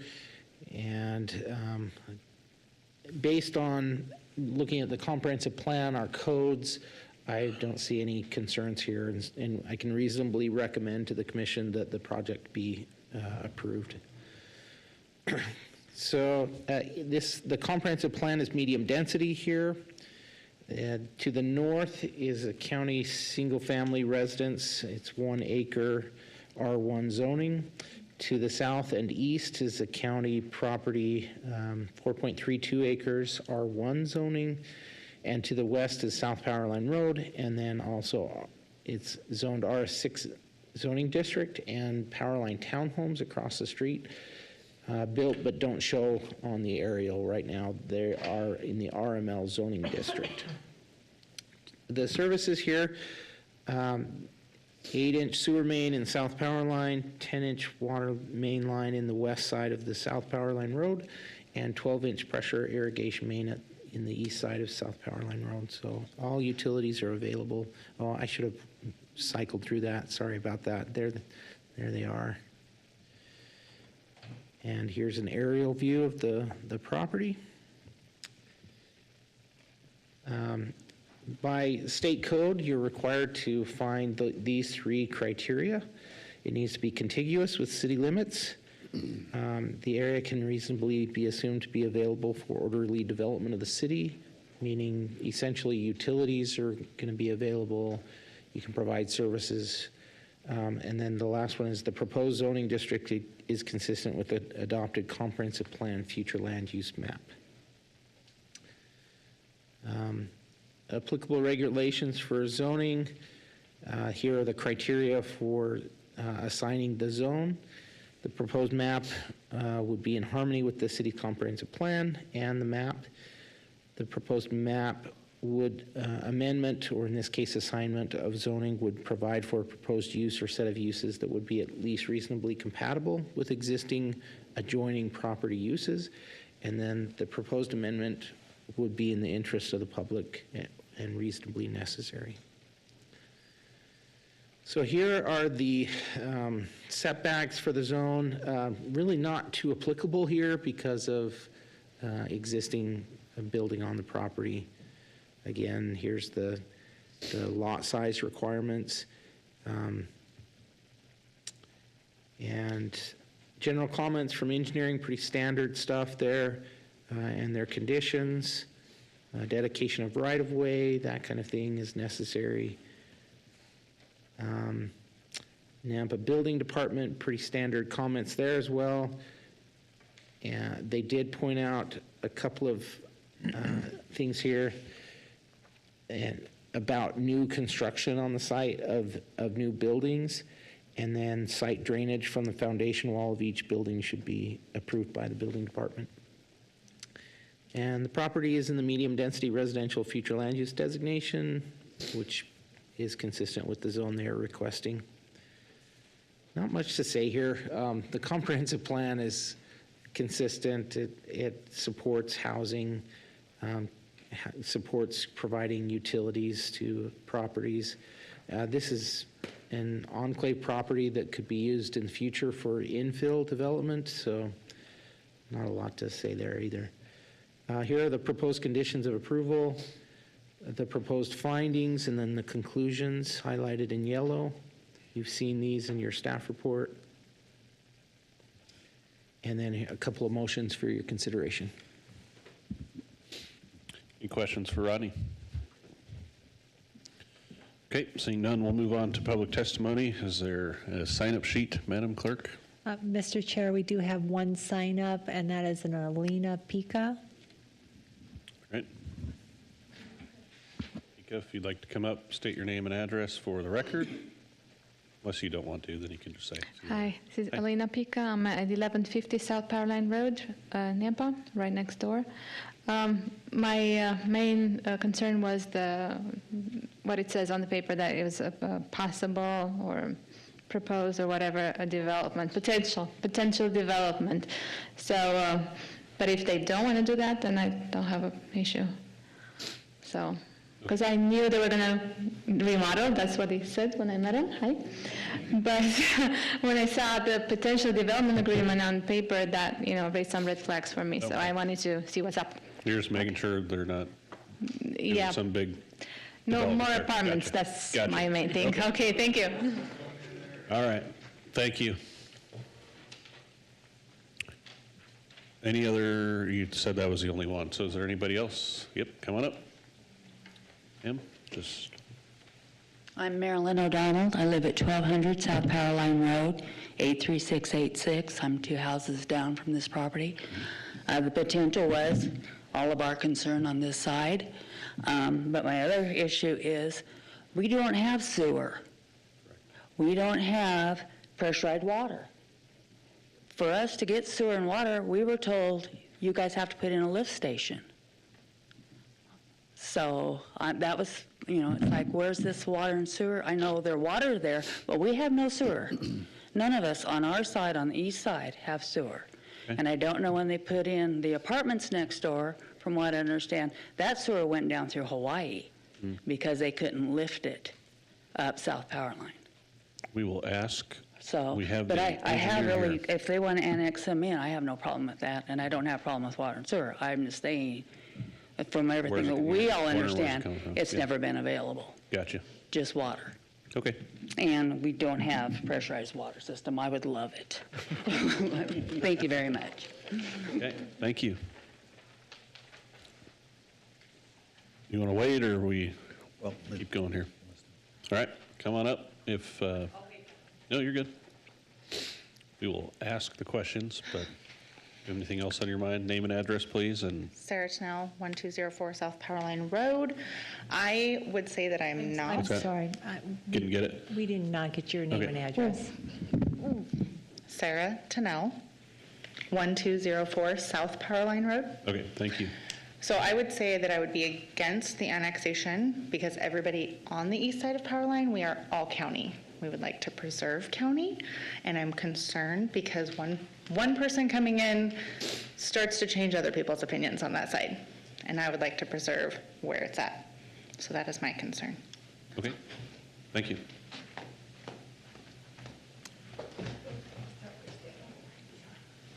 All right. Is there anybody else here this evening that would like to speak for, against, or undecided on this application? All right.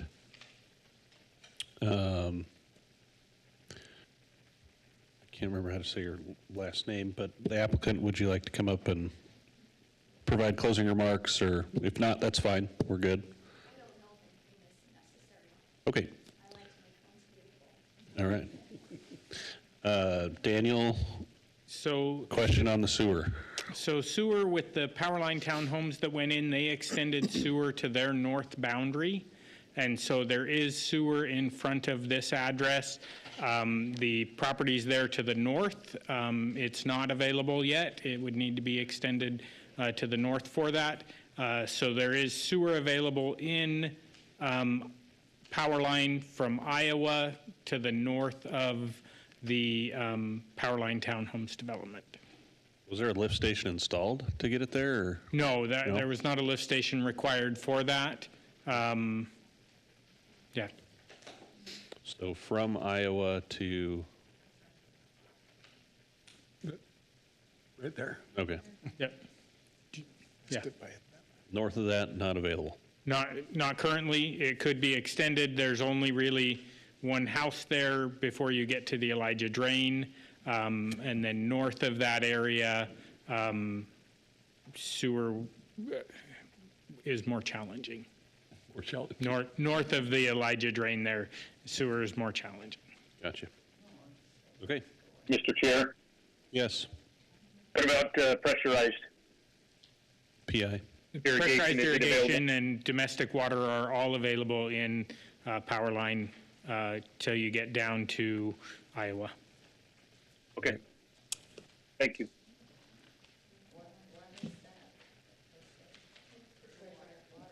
Okay. Entertain a motion to close the public hearing. So moved. Second? A motion by Commissioner Kehoe and a second by Kirkman to close the public hearing. All those in favor say aye. Aye. Aye. Any opposed? Okay. Public hearing is closed. Yeah, Mr. Chair, I think the concerns that were brought up were valid. I don't think that this annexation is going to change the nature of that property at all, and it obviously doesn't force anybody else to annex. Right. So I would be in favor of it. Agree? Anybody? I agree. Okay. I move that we recommend approval of the annexation and zoning to RS 8.5. Can I leave out the development agreement part? Since we don't have any conditions? We need to leave that on in case city council has any conditions that they want to stick with that property forever. Okay. I move to recommend. Actually, they can approve whatever they want. The city council could go back and amend, change that a little bit. Okay, so let me amend my comment. We are going to put that on the agenda for city council to consider the development agreement. So it doesn't. I don't care. Do you want me to just leave it? Matter. I'll just leave it. All right. I move to recommend approval of the annexation and zoning to RS 8.5 and potential development agreement at 1158 South Powerline Road for Ruth Kmichik with the proposed conditions and formal findings. Second. Motion by Commissioner Morgan and a second by Daffer to recommend approval of this annexation and zoning. All those in favor say aye. Aye. Aye. Any opposed? All right, that motion carries. That will go on to City Council, and just keep your eyes open for that agenda. All right, the last item on the agenda this evening is an appeal of Design Review Committee's denial of the as-built vertical metal patio railings, which vary from the design and elevation drawings approved by the Design Review Committee on April 19th, 2022. For the Greenhurst Apartments at 3225 East Greenhurst Road on a 2.9 acre parcel for Tom Williams, TRW Architecture, representing Shannon Robinette Industries, is the applicant here. Oh, hello. Right here, yes. Yo. Before we get started, I have a conflict of interest, so I'm going to recuse myself on this one. Okay. Does he have to stay, or since this is the last one, he has to vote for the motion to adjourn, though? Still a quorum. There's still a quorum. Bye now. You go sit over there and wait. Okay. Mr. Applicant, your floor. Yeah, 7 minutes. Tom Williams, and you want my address, 515 East Parkway Court in Boise. Okay. And the project is near the corner of South Powerline and Greenhurst Road. Sits next to a commercial development that's on the corner. the original design review package was showing some horizontal railings, and then in the process of the construction docks and whatnot, there was the vertical railings were shown, and at some point, admittedly, the owners, contractors took a look at it and they thought, and those horizontal pieces are going to create just a natural ladder for kids to climb up, and a real hazard. And so, we realized at this time that at that point we should have been in here before you, with great respect for the city of Nampa and the processes, and so there's, there was no disrespect on that part. And so there's 2 buildings that are 24 units and one 12 unit. Everything on the east side of the property faces there's a drainage ditch there, and on the west side, the 24 units, they face a big parking lot. It's for these apartments, and then the back unit faces a commercial piece. So, these apartments, they don't even face a street. Their fronts are pretty much within themselves, in the parking areas, and so that's pretty much it in a nutshell. They've been built, they're occupied. It's a very nice looking project. The owners are very proud of it, and that's, we're looking to be able to move forward and with the vertical railings that are in place. So. Okay. Any questions for I guess you're an appellant, not the applicant. Any questions? Nope, I think we're good. Thank you. We'll hear from staff, and we'll call you if we have any. Christy? Thank you, Mr. Chairman, Commissioners. This is really pretty straightforward. Throughout the construction of this property, it changed and morphed into what you see now, which is fine. These plans were resubmitted a couple different times. We approved them. The building plans were submitted and approved. As shown on this image here, that vertical railing was what was in the approved building plans. The building department looked at it, thought it was fine, went ahead and did it. And then during one of the conversations with the design review committee, based on some changes that were being made, someone noticed that the railings were different. We don't really have design review codes that address porch railings. We don't say they have to be this way or they have to be that way or whatever. But the committee really focused on the fact that the drawings that were approved through the design review committee process were horizontal, but what was installed was vertical. And they latched onto that, and for whatever reason decided to tell them that they needed to replace all of their porch railings, and that's why we're here tonight. Interesting. I will stand for any questions. Huh? Okay, green light. How many are we talking about that would potentially be replaced? All of them? All of them. What are we talking about dollar-wise? That would be a question for the applicant. Safety is my biggest concern, and Yeah. why give a kid a ladder? Yeah. There's 60 units. So all 60 of them were put in horizontal? No, hold Or on. vertical? We can't ask questions with him sitting there, but we can bring him back up. I think, so Christy, it's just an approval or denial of the appeal? That's what we're hearing tonight, right? So basically what I've written out here is an approval of the appeal is to leave it as it is. Okay. Okay? A denial of the appeal would be to uphold the design review committee's requirements and have them replace the railings with the horizontal railings that were on the elevations that were approved by them. Okay, and we're the decision body on, we don't get these very often, but we're the You're the decision body deciding there. body, Okay. All unless right. you do something that they don't like and they want to appeal it They appeal our again to city decision. council. Got it, thank you. Any other questions for Christy right now? Can I? Yeah. Christy, is it fair for me to ask you what the thought process of the design review committee is?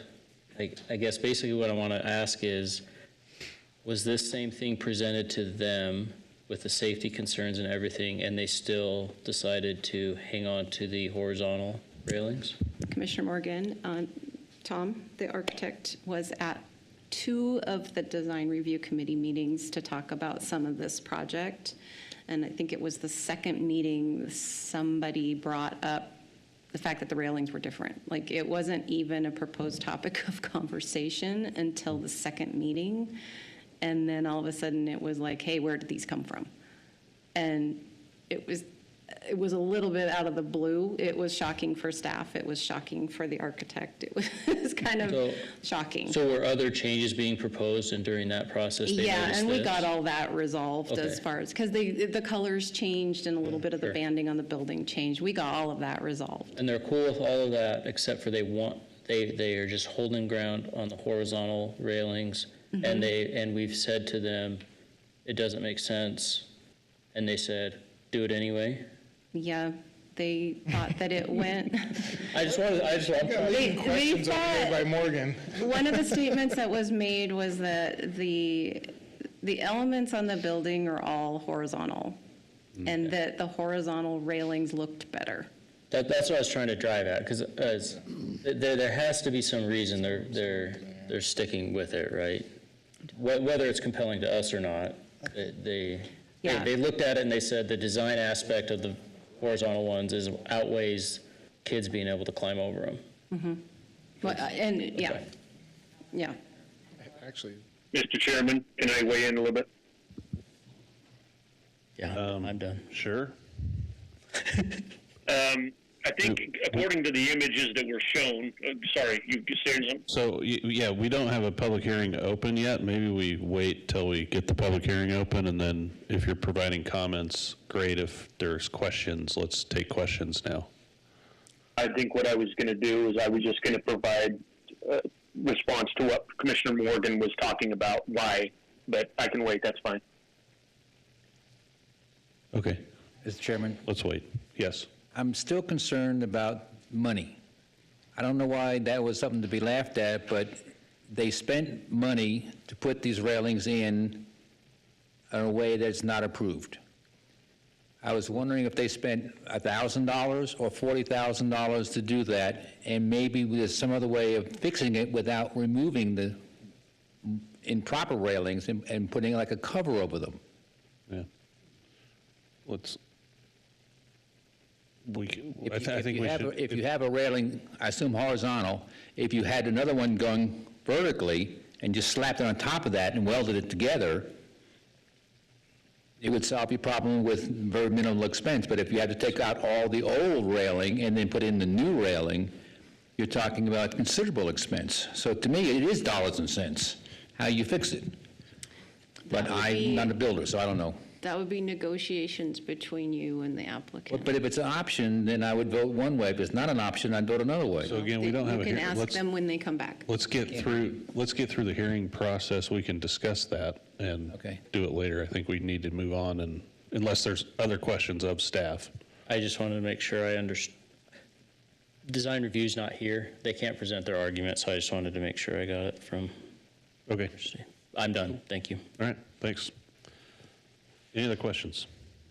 All right, let's move on to public testimony. Do we have an advanced sign-up sheet, Madam Clerk? Mr. Chair, we do not have anyone that did an advance sign-up. Okay, is there anybody in the audience here this evening that would like to speak for, against, or undecided on this application?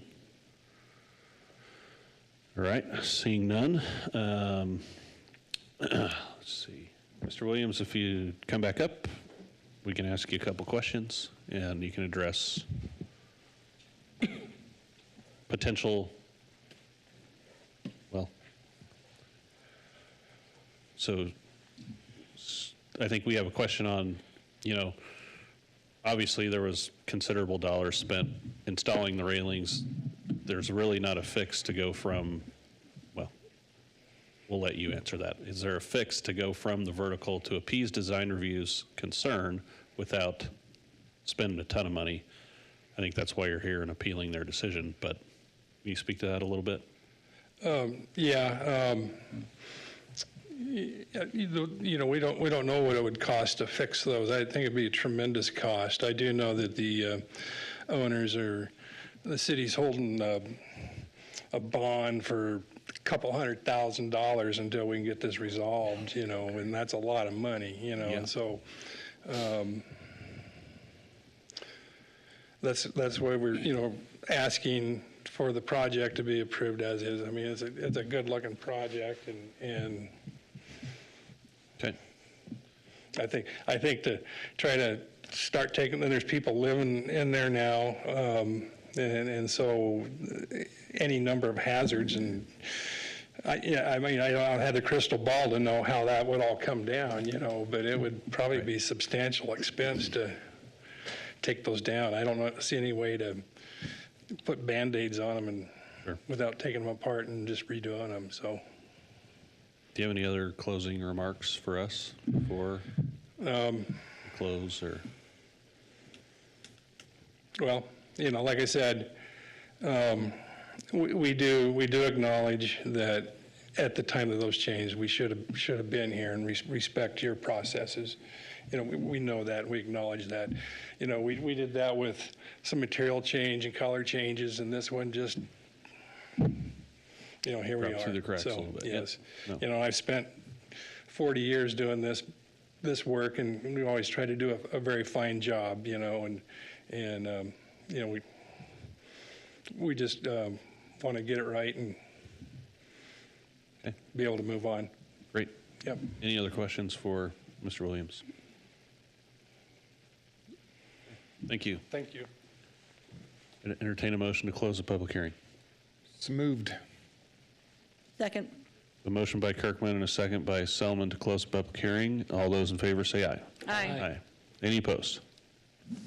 Motion carries. Public hearing's closed. I don't know if you've seen this project. If you're not looking, you actually will miss it because it does sit off of Greenhurst back there in the back, and it is a very smart-looking, very attractive project. I live right around there, and I drive by it all the time. Never noticed the railings. I just thought it looked right. And I don't want to disparage anybody on the design review committee, but man, this just seems like, with all the time and the bond that's and the money that's being held and so on and so forth, I think the vertical railings look much better than the horizontal railings. And you know, if we missed it, we missed it. But I think they're safer. yeah, they're safer too I would much much. rather see this style than to have some kid having a ladder 3 stories up. Me too. That ground's going to be hard when he hits it. Yeah, they don't bounce very well when they hit the ground. And you actually have elements going horizontal and vertical, so, I mean, but just a safety standard is a reason I would say leave it the way it is. And actually requiring them to add a fix, like adding a vertical to the horizontal, I think just aesthetically, you've gone way overboard on that, because I don't think it would look very good. So I like the vertical there. I think I'm going to vote to leave it as is. Me too. So Commissioner Gardner, I cut you off a while ago, but opportunity to provide your comments would be encouraged. What I was going to say is, if you went back, Christy, if you can pull up the side-by-side,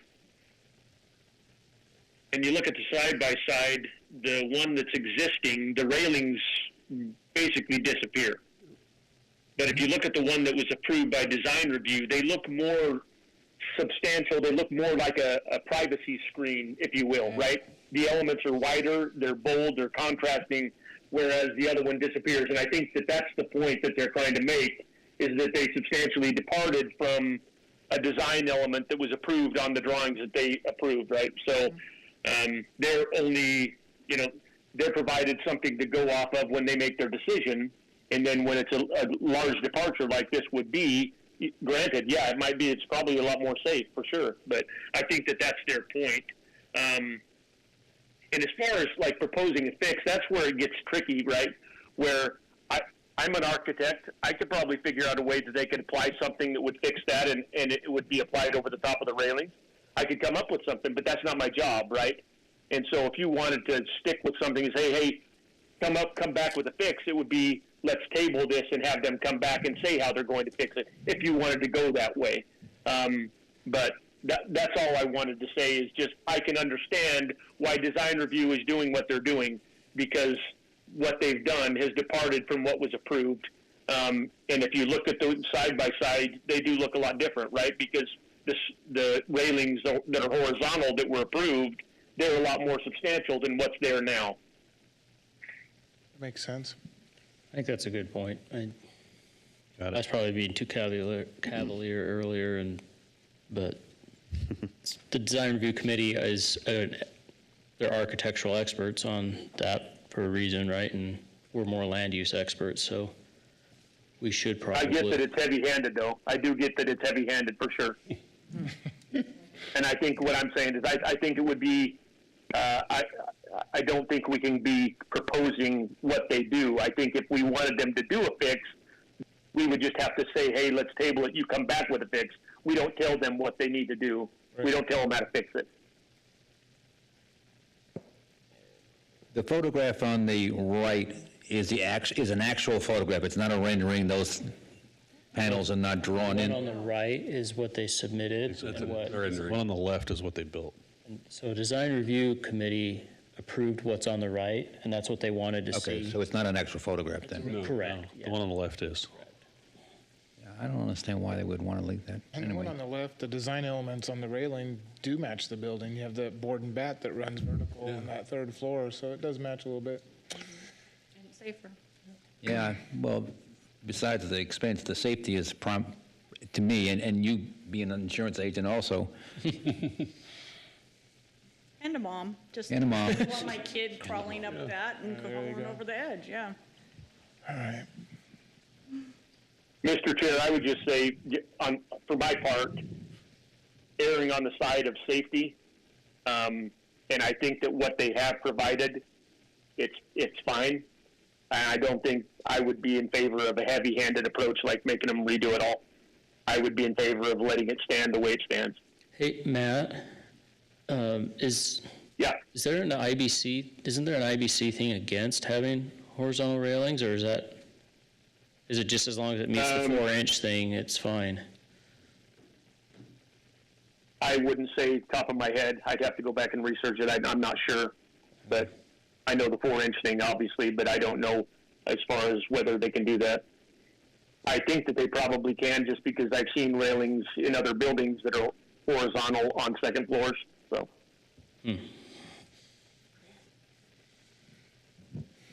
Can you bring the motions back up, please? Just so we don't get it wrong. And We ready for a motion? I'm ready when you are. All right. I move to approve the appeal of Design Review Committee's denial of the as-built vertical metal patio railings, which vary from the design and the elevation drawings approved by the Design Review Committee on April 19th, 2022, for the Greenhurst Apartments at 3225 East Greenhurst Road for Tom Williams, TRW Architecture, chartered representing Shannon Robnett Industries.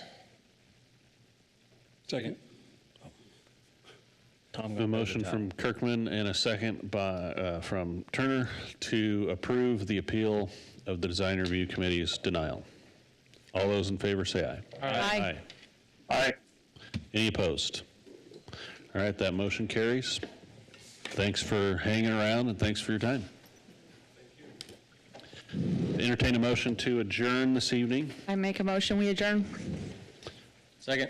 A motion by Commissioner Selman and a second by Morgan to adjourn. All those in favor say aye. Aye. Aye. Any opposed? Okay, we're adjourned.